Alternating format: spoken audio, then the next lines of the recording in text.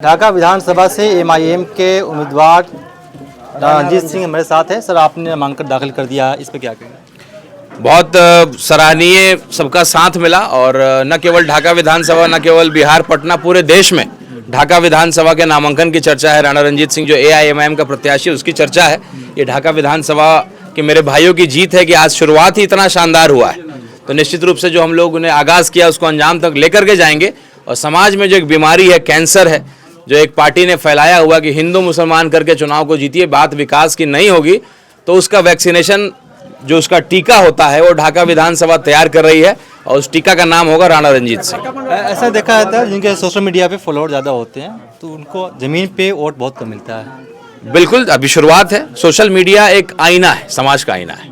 तो मैं social media पे अगर आप देखते होंगे तो मैं कमरे में बैठ करके बयान नहीं देता हूँ, मैं ज़मीन पे उतर करके बयान देता हूँ।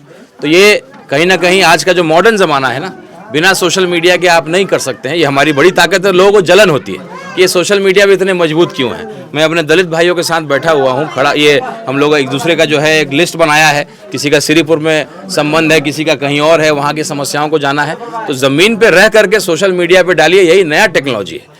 आपके नामांकन में कोई एमआईएम का बड़ा चेहरा नज़र नहीं आया, क्या अंदरूनी खाना जंगी चल रही है? ऐसा है कि जब मैं बुलाऊंगा और जब वो आएंगे तो पूरा देश जानेगा। ये जो हम लोगों ने एक थीम बनाया था, थीम ये था कि जितनी भी यहाँ की समस्याएं हैं, पहले उस समस्याओं को चिन्हित करेंगे, लिस्टिंग करेंगे, और उसके बाद जो हमारे पास सुपरस्टार प्रचारक हैं, हम लोग के नेता, राष्ट्रीय अध्यक्ष बैरिस्टर असदुद्दीन ओवैसी साहब, उनके सामने कोई दूसरा नेता बचता नहीं है। उनसे बड़ा कोई स्टार इस देश में कोई है नहीं। तो जब उन्होंने ही कहा कि मैं 4-4 बार यहाँ आऊँगा, तो अब किसी और को आने की ज़रूरत नहीं है। 22 तारीख को स्क्रूटनी खत्म होने दीजिए, हेलीकॉप्टर जो है बार बार आपको यहाँ नज़र आएगा। बैरिस्टर साहब जब आएंगे यहाँ ढाका की सरजमी पे, क्योंकि उन्होंने वादा भी किया है और उनके लिए बहुत ज़रूरी है, बहुत महत्वपूर्ण है ढाका विधानसभा।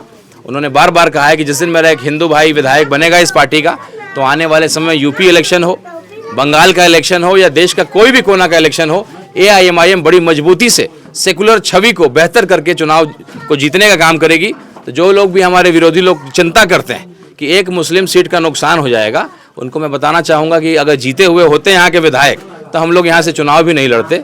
जिसके पास 1.5 लाख और MY समीकरण वो नहीं जीत पाते हैं। आपने कहा कि जीते हुए विधायक होते, बगल में नरकटिया विधानसभा है, वहाँ पे डॉक्टर शमीम अहमद जीते हुए सिटिंग विधायक है, उनके खिलाफ आपने उम्मीदवार उतार दिया। लोगों की बात थी, लोगों ने कहा कि भाई वहाँ की परिस्थिति ऐसी है कि वहाँ पे उनकी बात आज तक शमीम साहब को सदन में बोलते हुए मैंने तो नहीं सुना। आप पत्रकार हैं, मंत्री भी रह चुके हैं। अरे मंत्री रहे हैं तो कितनी बार सदन में बोला है, जनता की आवाज़ को कितनी बार उठाएं। अगर आपके पास हो तो मेरे इस बयान के साथ उनका वीडियो लगा दीजिएगा। तो जब ऐसे चुप्पा विधायक कहीं के होंगे तो वहाँ केवल मुसलमान होना बड़ी बात नहीं है, मुसलमानों के हक की लड़ाई को लड़ना जरूरी है। तो कहीं ना कहीं वहाँ की जनता ने इस बात को बोला, इसलिए वहाँ पे कैंडिडेट हम लोगों ने दिया। आपकी पार्टी कितने दलितों को मौका देगी?